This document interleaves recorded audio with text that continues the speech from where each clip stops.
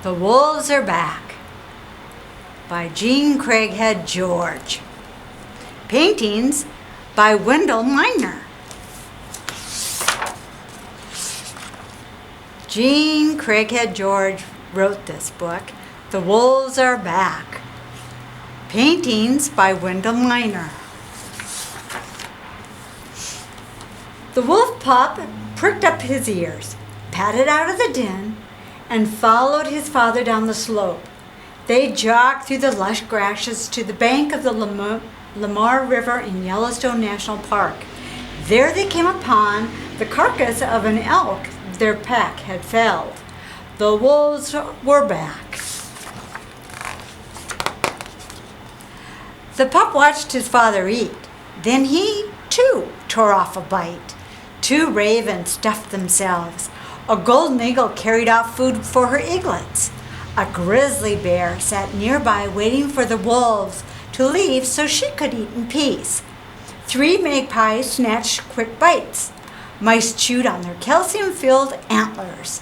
Two sexton beetles buried a piece of meat to eat later. The valley was sharing food again. The wolves were back. Where had they been? Shot. Every one. Many years ago, the directors of the national parks decided that only the gentle animals should grace the beautiful wilderness. Rangers, hunters, and ranchers were told to shoot every wolf they saw. They did. By 1926, there were no more wolves in the 48 states. No voices howled. The thrilling chorus of the wilderness was silenced. The wolves were gone. The deer, elk, antelope, the gentle animals, looked beautiful in photographs. They wandered in tranquil herds. Peace reigned in the American wilderness. The wolves were gone. Time passed. Visitors to wild America yearned to hear wolves. When they learned that no wolf had ever attacked a person in North America, they urged that the wolves be returned to their home. In 1995, 10 adult wolves were brought down from Canada and set free in Yellowstone National Park. They dug dens and bore puppies. First there were 3 packs, then there were 5. In 6 years, there were 21 packs. They howled and sang to each other. Hikers stopped and marveled at the sound. The wolves were back.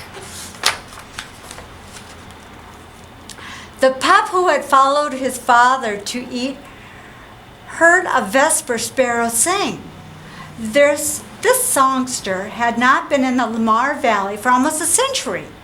The vast elk herds had eaten the grasses the little birds needed for food and nesting material. When the wolves returned, they frightened the elk up into the mountains. The grasses grew tall. The sparrows raised babies and sang. The wolves were back. The wolf pup heard a flycatcher call. The Lamar Valley had not heard this flycatcher while the bison were there. Bison break and trample young trees to keep back the forest so that there will be grass. Now the wolves hunted the bison and drove them back from the river. Without the bison, the aspens grew. With the trees restored, there were limbs for the flycatcher to perch on. They sat there and sang. The wolves were back. When grass and aspen were deep along the riverbanks, erosion was stopped. Willows grew. Beavers arrived and felled the willows, ate the bark, and made dams with the logs. The dams formed ponds. Waterbirds, fish, and frogs flocked to the ponds. Dragonflies zoomed above them. The pup peered ahead. In front of him sat one of the few coyotes the wolves had not killed when they first arrived in the valley. After the wolves thinned out the coyotes, the number of ground squirrels that the coyotes fed upon increased. Ground squirrels were the badgers' main food. Badgers moved back into the valley, now rich with ground squirrels. The badgers ate well and dug tunnels for homes. The wolves were back.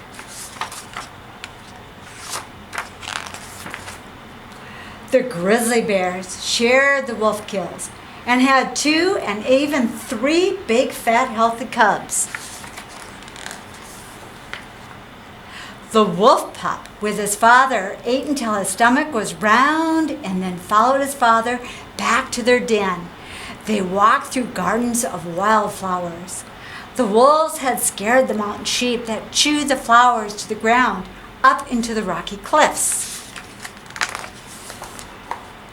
Flowers filled the valley. Bees and butterflies that fed on the flowers returned. Warblers sang. Hummingbirds brightened the valley. Like pieces of a kaleidoscope, the broken parts of the wilderness were tumbling into place. The wolves were back. The pups grew up. He was taught to hunt by his father and mother. He helped take care of the next litter of puppies. Then he left home.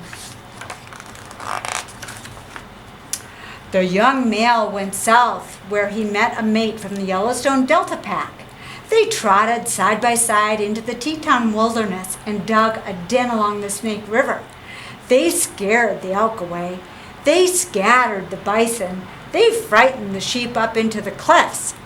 The grasses grew tall. The riverbank stopped eroding. Willow and aspen trees flourished. Beavers built ponds. Birds sang. Flowers bloomed. The wilderness is in balance again. The wolves are back. The end.